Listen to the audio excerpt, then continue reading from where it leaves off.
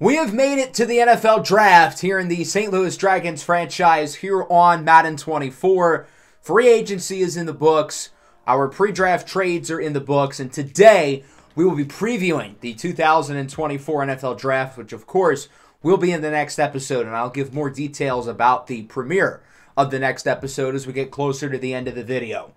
So last episode, obviously, we went through free agency. We had a lot of money to spend and a lot of guys to re-sign, but we ultimately only brought back two guys, Jeff Okudah and DeAndre Swift, letting the other 27 players hit the open market. This gave us a lot of money to spend in free agency, and sure enough, we were very aggressive, with our main focus being to help Puma Whitlock in as many ways as we can. We tried to go after Brandon Ayuk. Unfortunately, that didn't work out. He signed with the Texans, but we really made some good additions to the offensive line with Tyron Smith, Ryan Jensen, and Jedrick Wills.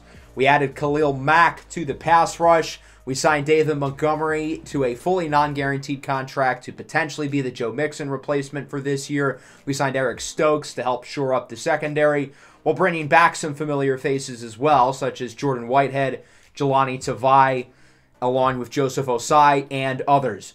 The grass, in fact, is not always greener, and luckily we were able to bring back some guys who we wanted to ultimately re-sign. We also made a splash trade acquiring a new target for Puma Whitlock in the offense in Jameson Williams, the St. Louis native being acquired from the Lions. It wasn't really working with JMO in Detroit, and he never developed into the player that they had hoped. And he had been pretty much a non-factor within the Lions offense this year, and with them already investing big contracts into Amon-Ra St. Brown and Mike Williams, it really wasn't worth continuing to try to develop him, and we are hoping that we can resurrect his career. So today we'll be going through the entire draft class, position by position. We're going to talk about some guys who we've already gone over. We're going to talk about some guys who we have not gone over yet. There are a lot of players in this draft whose stocks have risen and fallen as a result of the college football season, along with most recently the NFL Scouting Combine and Pro Days. And this year more than ever, there was a lot of movement within this draft class to position ourselves here for the NFL Draft. Now, there are some great players at the top of this draft, and there's also plenty of talent down the board at certain positions. Of course, we had the 10th pick in the first round, but we only have 2 picks in the top 100 thanks to the Jameson Williams trade. We do have a lot of day 3 selections, including 4 picks in the 5th round. We are not afraid to use a lot of 5th round picks. If you remember last year, we ended up using 5. So we are very clearly willing to be aggressive on day 3, and we're going to be willing to move up and down the board early in this draft, depending on if the players who we like end up falling. So we're going to start at the quarterback position, and obviously it's no secret that this team is not drafting QB early, but I do think a look at the few signal callers around the league, especially with some of the interesting storylines we've had here at quarterback. Going into the season, it was clearly Callaghan October and Dasani Madison at the top, with October being the top dog. However, Dasani Madison has passed him with an unbelievable senior season, throwing for 77 touchdowns. Yes, you heard me correctly. Leading Alabama to the national title and leading him to becoming the top projected quarterback in this draft. However, he has been repassed up by Callaghan October, who is now the slight favorite to be the top quarterback off the board. And there's one simple reason for this. Dasani Madison decided not to show up to the Combine. There was no clear reason as to why he didn't go, but he decided not to show up, which is odd because he could have really cemented himself as the #1 pick after such a great season. He's got good arm strength, he's got unbelievable accuracy, unbelievable poise in the pocket, and he's a good athlete as well. However, he just decided not to show up. He did partake at the University of Alabama's Pro Day, where he looked quite good. He ran a 4.55 40-yard dash, and he tested very well in pretty much every drill in the book. He is interviewing with teams, and he's reportedly interviewing well, but his mysterious no-show to the Combine leaves some scouts and evaluators skeptical of Dasani Madison, which is why Callaghan October has become the #1 projected pick in this draft. October did show up to the Combine and he performed quite well. 6'5", nearly 250 pounds. The way he moves at his size is unfair. Added along with his arm strength, he has one of the strongest arms in the NFL immediately. He has pinpoint accuracy, leading college football in completion percentage amongst qualified passers a season ago. And he can run, as shown by his 4.58 40-yard dash, along with performing well in the agility drills. October is the better physical specimen compared to Dasani Madison, but Madison has more production. He was the better quarterback this year. He led his team to the national title. So there are legitimate pros and cons for both quarterbacks. There are probably going to be two other guys who go in the first round, and that starts with Juan Escala-Salazar out of Middle Tennessee State.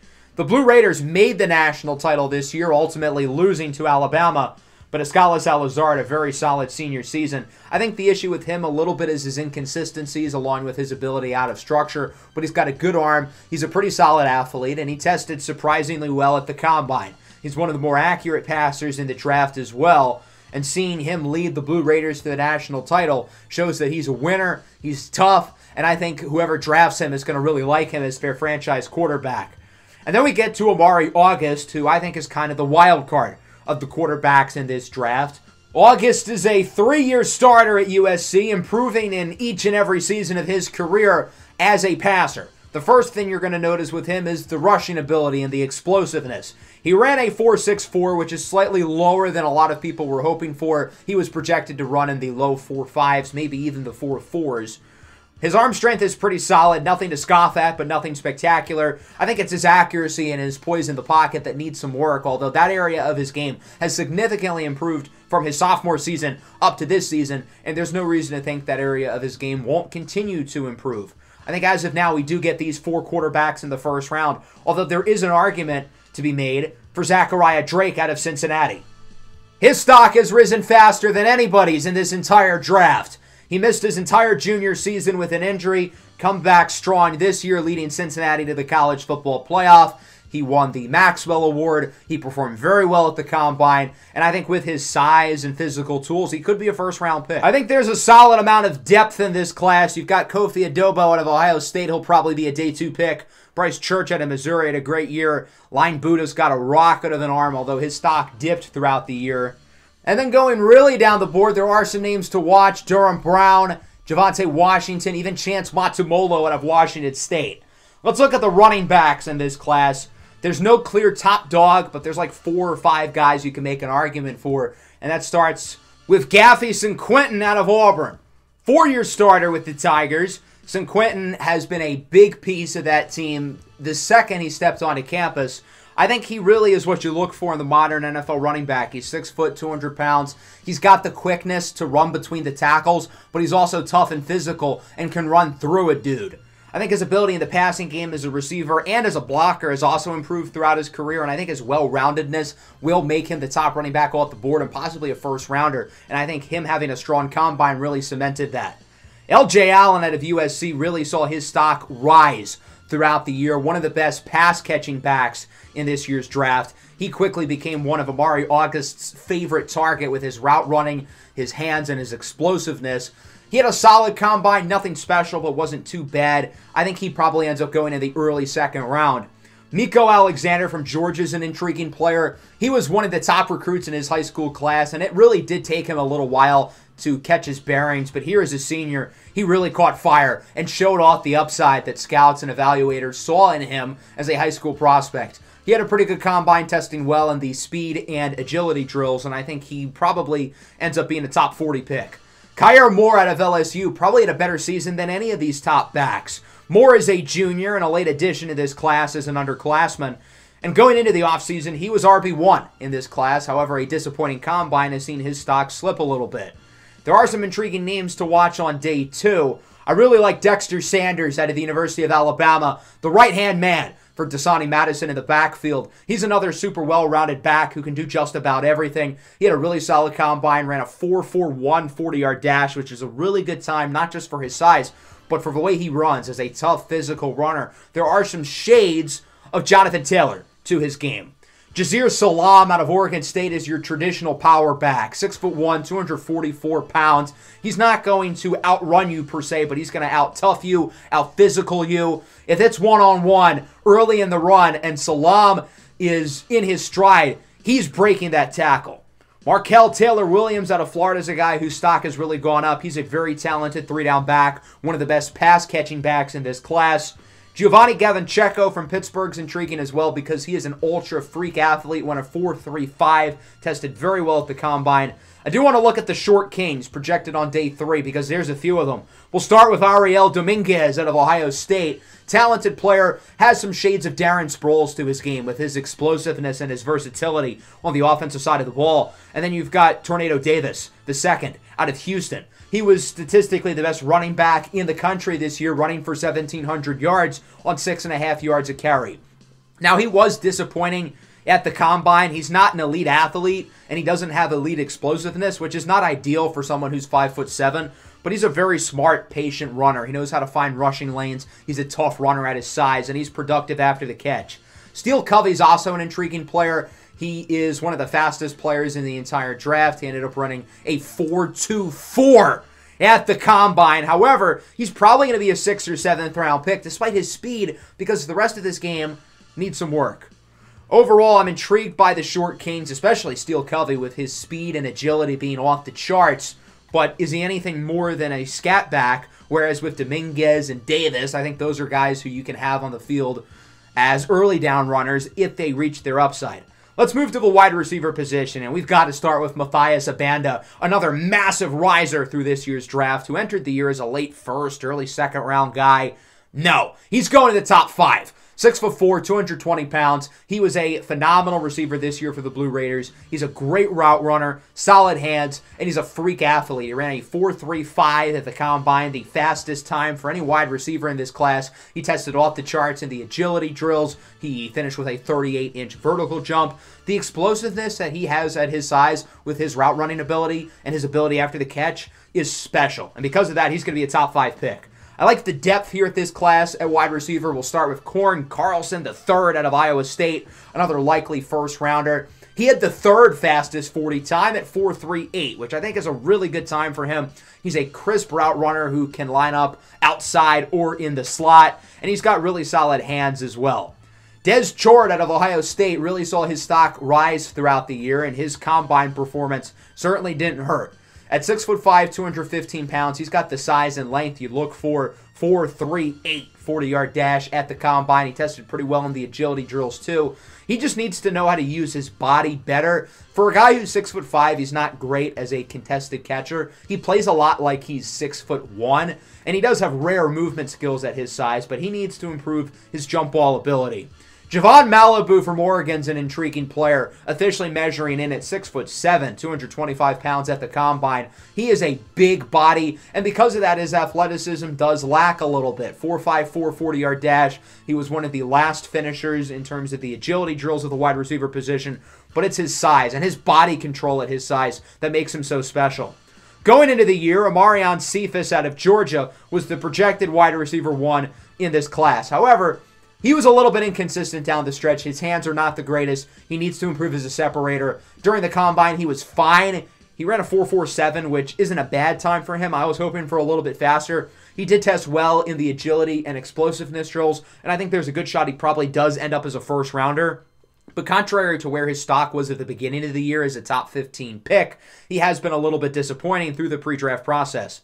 DeSancho Chamberlain out of Alabama had a phenomenal season as the #1 target within Dasani Madison's offense, racking up a team-high 18 touchdowns. He's 6'4", 230 pounds, and he's somebody who does know how to use his size as a jump ball receiver. However, he really lacks explosiveness. He ran a 4.64. He doesn't win with speed, though. He wins with his 50-50 ball ability, which is more so 75-25 with him.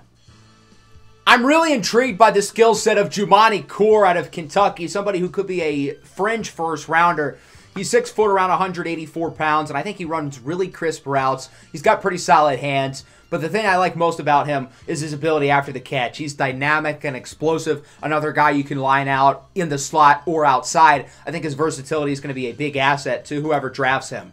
Virgil Deese out of Washington State has been one of the biggest overall risers in the entire draft. A 5th to 6th round pick at the start of the year. Now he could go in the 1st round. 6'3", 210 pounds. He had a phenomenal senior season this year, and he really did well at the combine. 4.46 40-yard dash is a great time for him. He finished with the fastest 20-yard shuttle at 4.03 seconds. His short area quickness at his size is really impressive. Defenders last year could not hold These nuts. So I think there's probably going to be 4 to 5 receivers who go in the first round and a number of guys who are on the fringe. Let's look at some of the highlights on day 2, and we'll start with Raphael Pryor Swan out of Tennessee, 6'5", 220 pounds. He's got some of the best hands in this draft class, whether he's open or he's covered. He comes down with the football. A little bit inconsistent as a route runner. He's not a great separator, which I don't think is the end of the world because he is a jump ball guy, and he's a quick athlete for his size. He tested very well in the agility drills. 4.49 40-yard dash, I think is a great time for him. And I think he could go a little higher than expected. Probably not in the first round, but I do really like his skill set, and I think he'll be well worth a day 2 selection. There are some intriguing potential third-round receivers, including Arturo Modelo out of Miami, another super talented receiver who can line up in the slot or in the outside. He's dynamic with the ball in his hands, one of the best receivers after the catch in this draft. The problem is his hands are inconsistent. That's the weakness with his game, but Modelo can improve his ability to catch the football. I think he's going to be really good.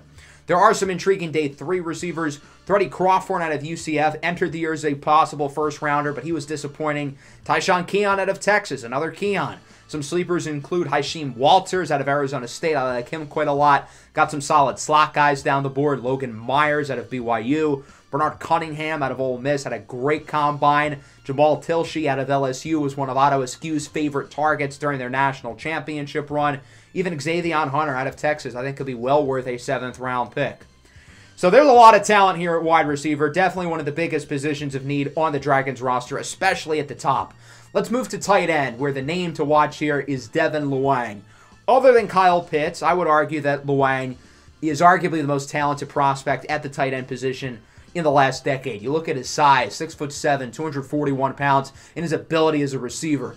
Great hands, great route runner. He moves like a wide receiver and is one of the most explosive tight ends in this class. He needs to improve as a blocker. He's really not good in that area, but as long as he can make plays as a receiver, it's not going to matter that much.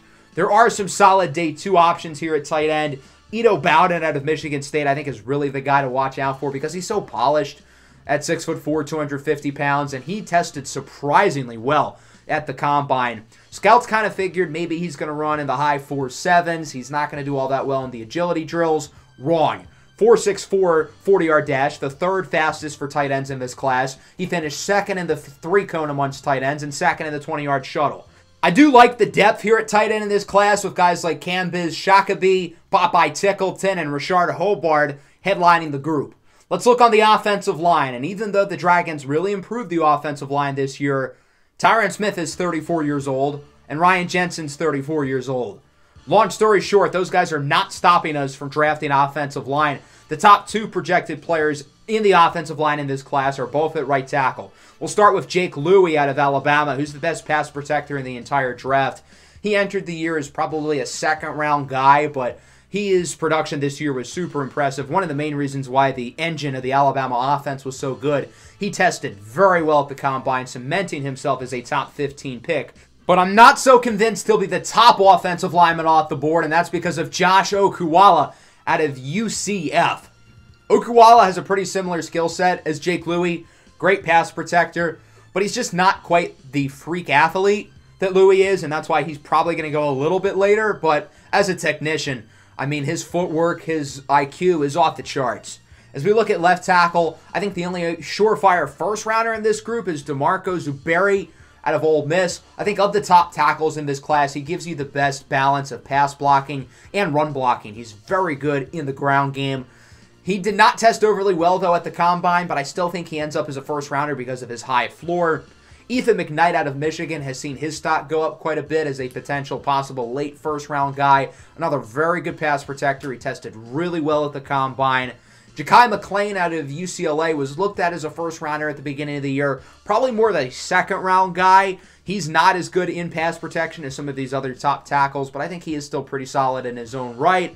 And then looking at depth, I think Biggest Bird in day 3 could be a name to watch here at left tackle. At right tackle, Serge Gevorgian looked like a possible first-rounder, but he had kind of a disappointing end of the year. Tucker Ainsworth out of Auburn, I think, is good. Pea Pui Tatia, I think, is another intriguing day 3 name to watch.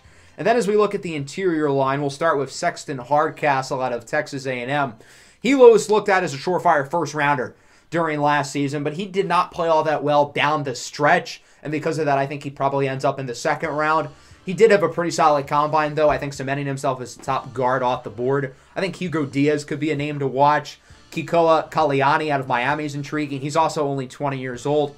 And then at right guard, going into the year, Onizuma Mitsugu was the top projected guard. However, he's been passed up by Talofu Gapia out of Washington, who had a great season this year as a junior. He tested pretty well at the combine, and I think he'll be a second-round pick. Tubert Cheddar out of Ole Miss is another intriguing guy. I think he could be a solid day 2 pick. And then looking at center, it was a three-way race to see who the top center off the board would be, but now I don't really think it's a race. Andreas Butte out of East Carolina really checks off all the boxes with his size, his run blocking. He is a really good athlete. He tested very well. He needs to improve in pass protection, though. I think that's what probably keeps him out of the first round. But I think he's very, very talented and probably ends up being the top interior offensive lineman off the board. It's not an overly deep offensive line group. That's kind of the issue here. So if the Dragons really want somebody, they're probably going to have to get one sooner rather than later. Let's move into the pass rushers, the defensive line, and it is a loaded group here, particularly at the top.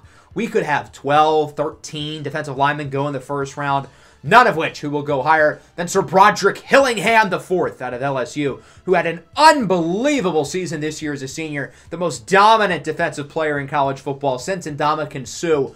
He was a Heisman candidate, led LSU to the college football playoff. He's a phenomenal pass rusher. He has a wide array of pass rushing moves, and his stock continues to rise. He had a very solid combine, finishing pretty high in most of the athletic drills. I think it's a sure thing. He'll be the top non-quarterback off the board.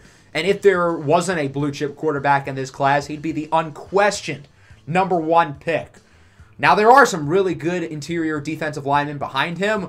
Hillingham's going to go before them, but there are some possible first-rounders to watch here, and that starts with Marmarouk Ezili out of Clemson. I definitely think he could be a candidate for the Dragons' first-rounder at number 10 overall. I really like his well-rounded game. He's a good run stopper. He's a very solid pass rusher. He's got a nasty bull rush move, and he tested well at the combine, so I think he's a pretty bust-proof prospect.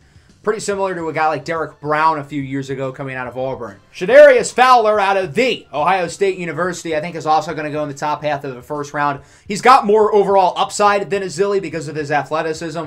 6'7", 340 pounds. The dude is an absolute freak. He's a slightly less athletic Jordan Davis, which really isn't an insult because Jordan Davis might be the freakiest athlete the NFL has ever seen, and I don't say that lightly. So to even be in the same realm as him is really impressive. Fowler's nowhere near the pass rusher right now that Ezili is. I think that's why he probably goes a little bit later, but someone's going to want to take a swing on big upside with him. In case you missed out on the top 3, don't worry.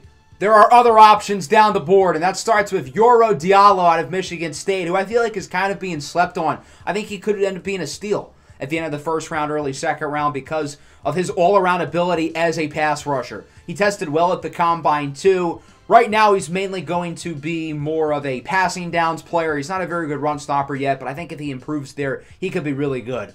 Tumani Sumaro and Jamiron Barber are two of the most talented athletes in this class. We'll start with Sumaro out of Notre Dame. His brother, Solomane Sumaro, was the #1 overall pick last year, and Tumani Sumaro might have him beat genetically. He's just a lot more raw as a football player. And then we get to Jamiron Barber, who's an unreal athlete at his size, 6'7", nearly 360 pounds. He ran a 4.76 at 360 pounds. That is absurd. Finnegan Howell Coleman out of Nebraska is also a freak. Bubba Watkins is pretty solid. He's a very good run defender who I think has a high floor. Roger Carter out of TCU, once upon a time a 5-star recruit, got off to a great start in his collegiate career, but over the last couple of years, he really hasn't shown much improvement as a pass rusher. He didn't test very well at the combine, and he'll probably end up being a day 3 pick. Quite the fall from grace. Let's move over to the defensive ends, your more edge rushers, with 3 guys projected to go in the top 10, and we'll start with Chandre Bigsley out of Minnesota. 6'5", 270 pounds. He's very explosive for his size. He moves like he's 240 pounds. I think he's a pretty well-rounded edge rusher. He's powerful. He's tough. He needs to improve as a run defender, though, and I think compared to some of the other top edge rushers in this class, he's not quite as good in that area of his game. Tayron Wilson out of Florida State, I think, could be the top edge rusher off the board and maybe the second defensive player overall selected. He's a really impressive athlete at 6'6", 271 pounds. Another very athletic pass rusher. First in the three-cone drill against defensive ends. First in the 20-yard shuttle. Second and 40-yard dash. He's got a great ceiling. With Russell Bradshaw, you're not getting the freakish athleticism that you're getting with Wilson or Bigsley, but you're getting a really good floor. Somebody who's an awesome run defender. He's a very well-rounded pass rusher, and he is still very explosive for his size, just not quite at the level of those top two. There are a number of other defensive ends who probably will go in the first round, and we'll start with Luciano Bustamante out of Middle Tennessee State, who is a late addition as a 21-year-old junior. Bustamante was one of the most productive edge rushers in this entire class. He's a great run stopper, nearly double-digit sacks. He does lack that explosiveness and get off the line of scrimmage that I think hurts his ceiling, but he's going to be a good pro. Ibrahim Lukosar out of Cal is another very talented player. He's a little bit more on the raw side. He needs to improve his ability in terms of his pass rushing array, his run stopping ability, but he's a great athlete. You're taking a swing on upside with him. Zyrell Collier out of TCU could be a first rounder. Devontae Clemens out of Syracuse, his stock is kind of piggybacked up and down, but he had a good combine, and he could end up being a first rounder as well. In terms of depth down the board, there are some intriguing guys here. Baba Matumko out of Notre Dame, I like him. Kyle Soze out of Army could have been a first rounder, but he didn't have an overly impressive combine. I think he's more of a third round guy. Drogo Mills and Harold Hicks Jr. both, I think, could be solid day 3 guys. And then at right end, Zaire Diaz-Holloway out of Kansas. His stock has gone up throughout the year. Chase Cinco is an intriguing athlete. He was a little bit disappointing, though, at the combine. I like Jalele Alinafe out of Kansas State. I think he's pretty good as well. Let's move over to outside linebacker. Mostly edge rushers again here with some off-ball guys. I think Lucas Corbin is the only surefire linebacker to go in the first round in this class. He's one of the most productive edge rushers in this class. He started as a walk-on at Oklahoma, but he has blossomed into a great player. And he's an all-around linebacker as well. He can cover, he can stop the run, and I think his very impressive showing at the combine, finishing very highly in just about everything other than the 40-yard dash, has cemented him as a first-round pick. He might not be the only first-rounder here because Monikar Montsere out of Michigan State has really seen his stock go up. At 6'1", 244 pounds, I think he's more of an off-ball linebacker, probably best in a 4-3 scheme as an outside guy. But I do think his pass rushing ability is pretty solid as well. And then here at left outside, Melinathos Rukimi out of Old Dominion is talented. Malachi Weston from Oklahoma is a good player. Adrian Bryant Crawford's a pretty well-rounded guy. Even down the board, I think Obo Obokonkwo and Raffaello Scarello could be really good day 3 picks. And then here at right outside, Blake Richardson's talented. Bernie Dutch is talented. Chaka Nwaduso out of Iowa State, though, is the name to watch. Look at the combine report. This guy's a freak at 6'2", 250 pounds. He is so raw and so not good at football, but he is an otherworldly athlete and is a total lottery ticket.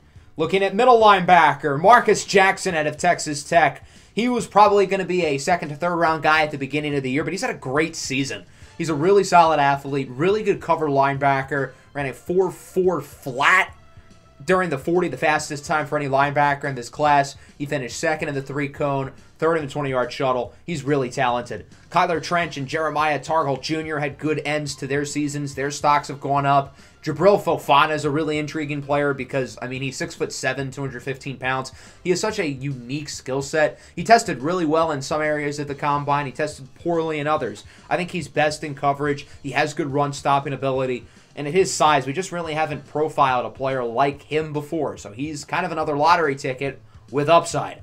Let's look at the secondary, which is easily the strongest group in this entire class at corner and safety. And as we start at the cornerback position, there's probably 7 or 8 guys who could go in the first round. I think right now only 2 corners are surefire first rounders because there's so many down the board. You can get good ones later, but that's not going to stop Christian Kennedy and Cam Lucifer II from being top 20 picks. And I would expect 2 or 3 more to probably go in the first round as well. We'll start with Christian Kennedy, who has cemented himself as the top corner in this class.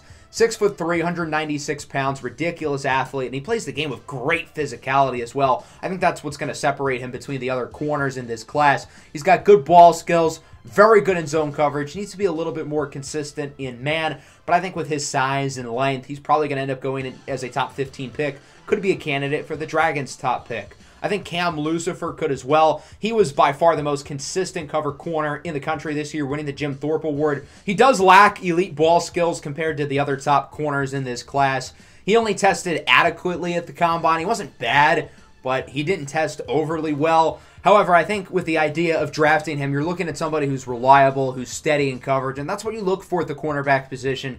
Yes, being fast and grabbing interceptions is nice, but if he can cover, that's really what matters the most. As for some of the guys who could go in the first round, I think Christian Banks is an intriguing name, 6'2", around 200 pounds. He tested well in terms of the speed and jumping drills. He didn't do great in the short area quickness drills, finishing in 30th among corners in the 20-yard shuttle and 21st in the 3-cone. But I think with his size and length, he probably ends up in the first round. I like Tristan Whitlock out of Alabama a whole lot as well. He's got some of the best ball skills in the entire draft. He's a very steady cover corner as well. And he was solid at the combine. Again, nothing spectacular, but not great.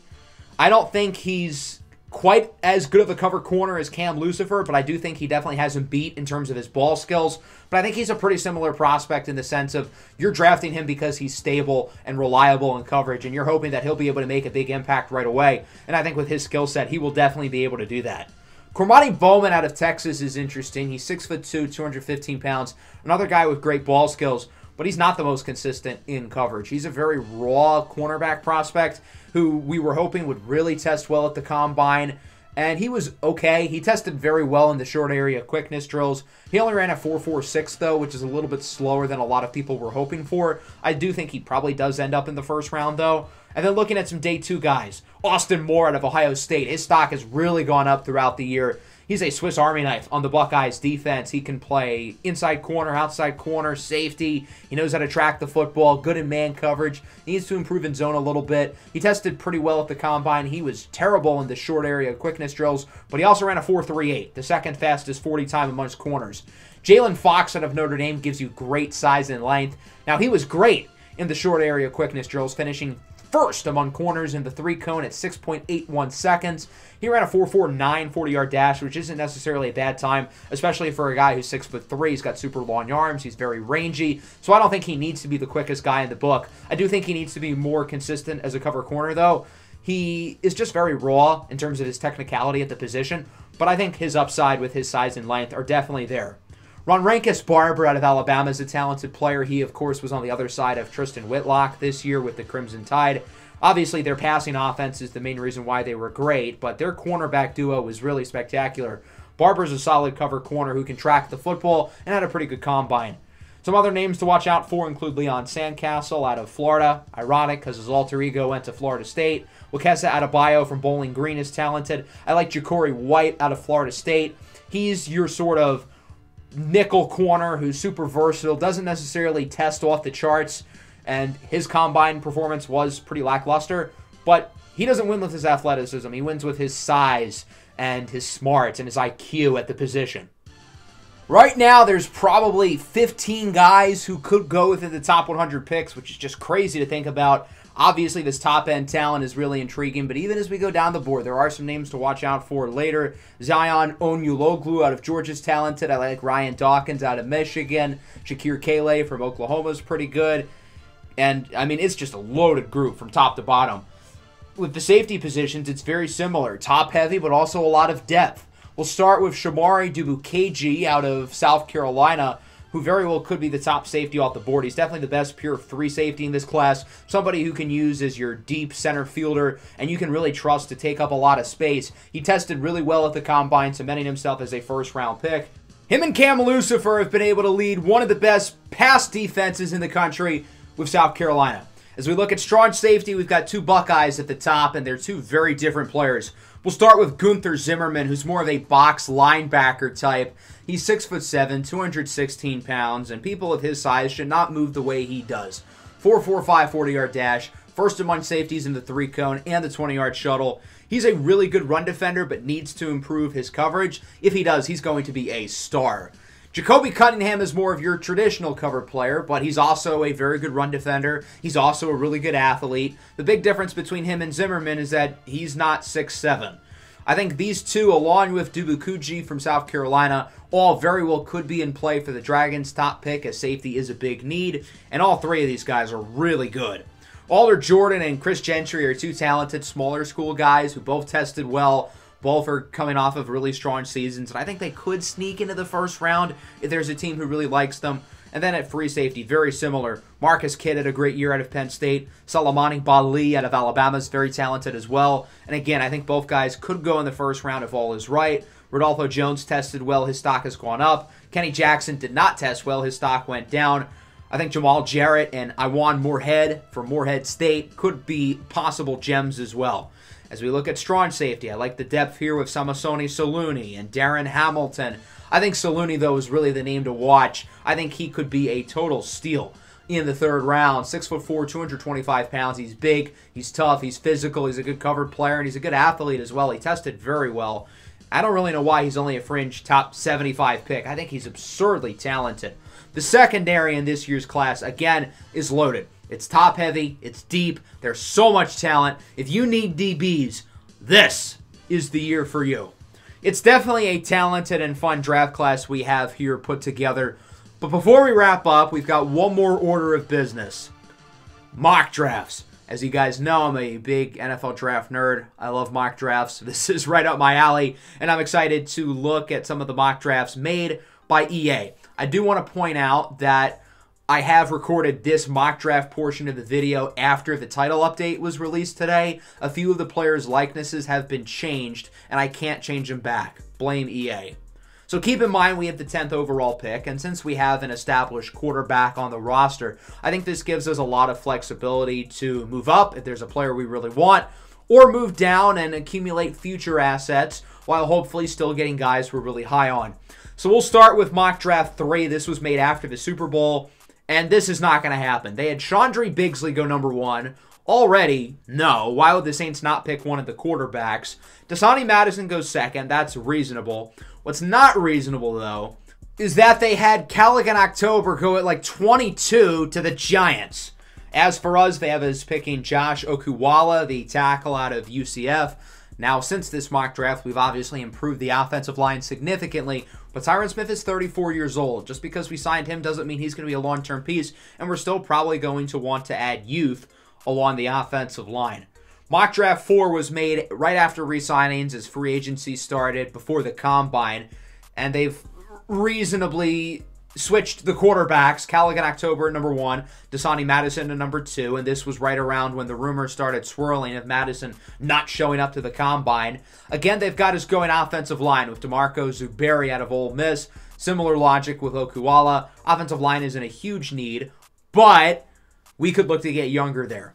Mock Draft 5 was just recently made after the Combine, leading up to the draft, after free agency, and the top picks are the same. They still have Callaghan October at number 1 of the Saints. They still have Dasani Madison going number 2, despite him not going to the Combine. And they have us picking Gunther Zimmerman at pick 10. I think that'd be a really intriguing selection. I think he fits a need. Probably wouldn't really play strong safety. He'd probably more so play linebacker, but he's a super talented player. There are some picks that I definitely disagree with here. For example, Atlanta drafting a running back. I know Arthur Smith is going to be tempted, but they used a top 10 pick on Bijan Robinson 2 years ago. We also will be able to offer private workouts to 3 players. I'm not going to tell you which players because I don't want to reveal my hand, but I chose these 3 very carefully and strategically to hopefully try to get as many guys who I really like in this year's draft. I hope everybody enjoyed the episode. Next time around, of course, is the 2025 NFL Draft, and the plan is that I will be premiering it this Sunday, hopefully at around 7:30 p.m. Eastern Standard Time, so it'll be after the late slate of NFL games, but it'll wrap up before the Sunday night game, so it'll give you guys something to do in between the games. But that time is not final yet. I still obviously have to make the video, and hopefully it'll be ready by then, so I'll probably give more details in my Discord server. The link is in the description. You can also make a player for a future class there as well. I hope everybody enjoyed the episode. Make sure to leave a like and subscribe to the channel if you are new. Peace out.